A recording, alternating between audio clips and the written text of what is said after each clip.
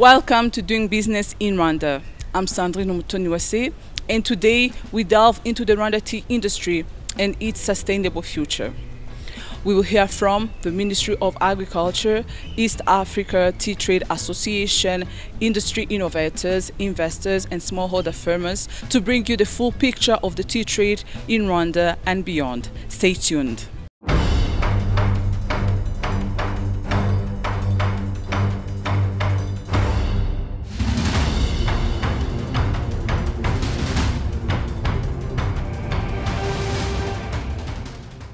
In an effort to build resilience and robust tea industry, the 6th Africa Tea Industry Convention and Exhibition held in Kigali, Rwanda, brought key issues of the industry to the fore along with stakeholders from all aspects of the sector. This conference, the 6th African Tea Convention and Exhibition, it's a meeting that has brought together for 3 days many actors along the value chain of tea, from the farmers to processors to traders and exporters to researchers, and most importantly the buyers. International buyers are in Rwanda. So the intention is to bring these actors in one room, discuss the challenges facing the tea sector, agree on some strategies on how we can address them, knowledge exchange and learnings from other markets. So we have people from different countries here. So as we hear, some deals are being closed, others are learning how do you package, how do you... So that's why they combine the convention, basically the conference, but also the exhibition. Exhibition helps you to showcase what you have done, and we believe our farmers will learn from that. Not unlike the exhibition where knowledge exchange is rampant, one of Rwanda's biggest tea exporters, Rwanda Mountain Tea, has also put its trust in collaborative methods to not only improve yield but to be globally competitive. Tea stakeholders involved in our company, but as we have a technical team working on the ground, so we work together to handle tea respecting the standards from the tea leaf, from the plantation to the factory, and following the way from the factory to the market of Mombasa. So everything is done by respecting the requirement of tea quality. First of all, we need to improve the quality and the quantity. So by having the good quality, we need to motivate our pluckers, we need to motivate our farmers, and training to our capitals and agronomists. And by the way, according to that, we regain more money, more production, and a good leaf, a good quality. The salary which we are getting monthly depends on production. As the production increase, the income also increase. By that increase, I can pay school fees of my children.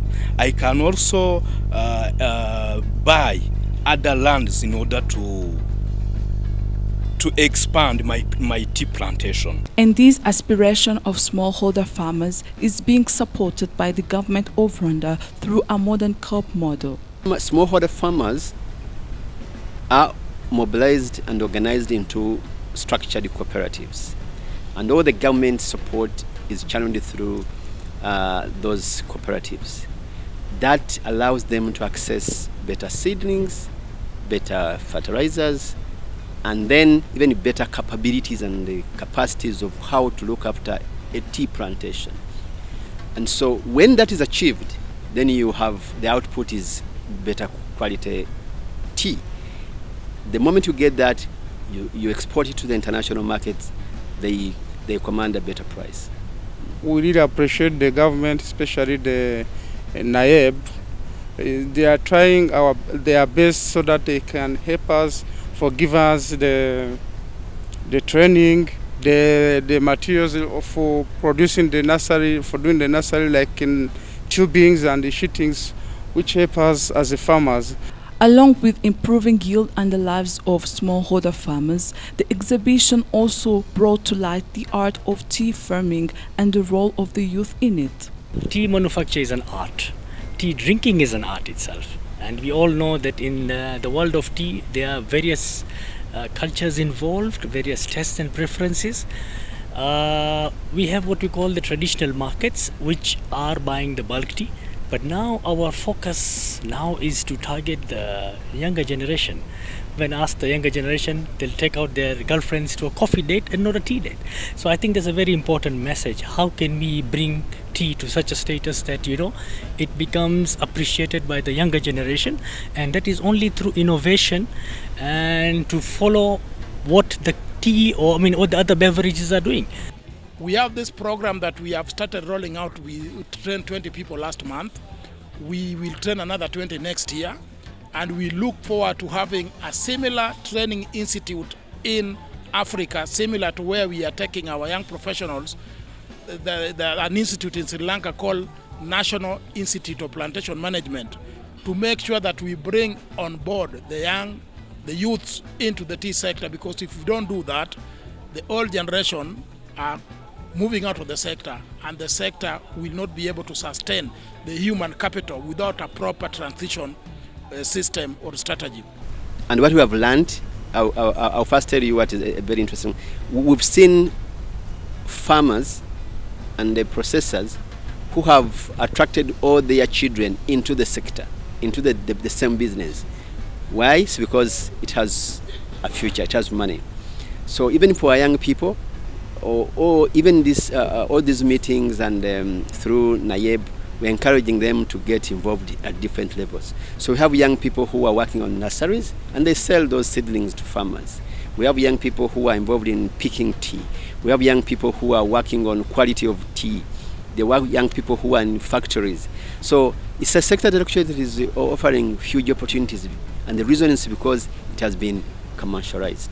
With the Rwandan tea sector incorporating different kinds of innovations as they help young people to find their place, there are still challenges to be tackled for a sustainable future of the industry. For the challenge of climate change, of course it is reducing our production, especially in the dry period from June to October. Currently already we're in October, but we still not have enough rain.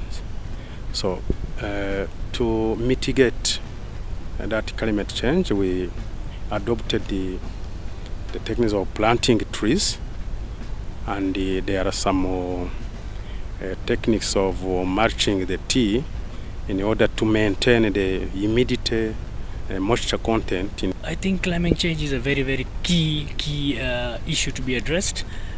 It's not going to be addressed overnight, but sensitization and again talking about it in such forums will really help us to, sensitize people and embrace climate change. We are cognizant of the negative impact of climate change, and we expect from this convention to come up with climate resilient adaptation measures in the tea sector that will take the tea sector to the next level, because we want the sector to be grown, tea to be grown in a sustainable way, to support this generation and generations to come. So without addressing the challenges associated with the negative impact of climate change, then I believe the next generation might not be able to enjoy the cup the way we have done.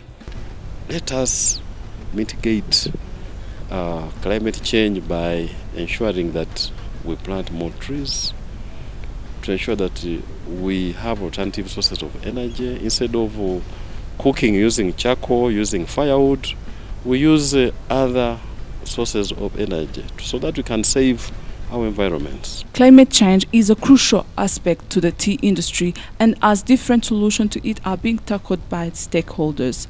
The future of tea production in Rwanda also hinges on various technological advancements. So the strategies the government of Rwanda is putting in place to ensure that the tea sector remains competitive and sustainable are more to do with the entire value chain of tea, meaning we are focusing on the right varieties from the seedlings, proper nurseries are located in different parts of the country. The government subsidizes those, so that the final farmer buys these seedlings at a subsidized price.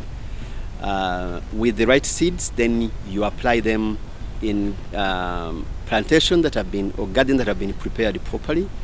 They apply the right fertilizers, and then once in a while they do some irrigation. With that, then the next phase is post-harvest. So most of these tea plantations have got proper drying facilities and factories, working with the private sector investors to ensure that the tea leaves that have been picked are properly managed and dried and processed for export. So that process, we keep on improving on it. But I think Rwanda has a perfect benchmark. Come to Rwanda, see how they've transformed. It's a very new country with a very new industry for tea, and how they have welcomed investors to come and invest, and how they've been received. So I think this will be a good benchmark for investors to come into Rwanda first, followed by Kenya, of course, and then they can adopt the same. We've got so many opportunities. I mean, I was just neighboring Burundi. We have so many opportunities. In Tanzania, we have so many, Uganda as well. So there's a lot of room for investors to come over here, explore opportunities, and yeah, move on. Now, Rwanda, fortunately, has focused on quality. Most of the time, the other member countries blame the Mombasa auction of being unfair. But I can assure the world that the auction appreciates quality. The teas that are produced in Rwanda are of very high quality standards. And from today, those who are in the awards, most of the awards was scooped by Rwanda tea producing factories. That means that the trade appreciates quality. In the trade, currently, the average price for Rwanda tea is still the highest. So what will attract the globe to Rwanda is the quality of their tea. We have been told that Rwanda is a country of 1,000 hills. I've moved around, drove around, and still I slept. I started counting the mountains until there are thousands of hills. And this provides the most ideal climatic condition for tea production. So the sustainability of tea in Africa comes through this kind of dialogue, convention, discussions, and learnings from each other. And I hope the sector will be better. So far we are the best in the region, but we think there's still room to do more because we want to remain the best and the competitive. Thank you for tuning in on this episode of Doing Business in Rwanda on Rwanda Tea's industry and its sustainable growth. Stay tuned for more programs coming up on CNBC Africa.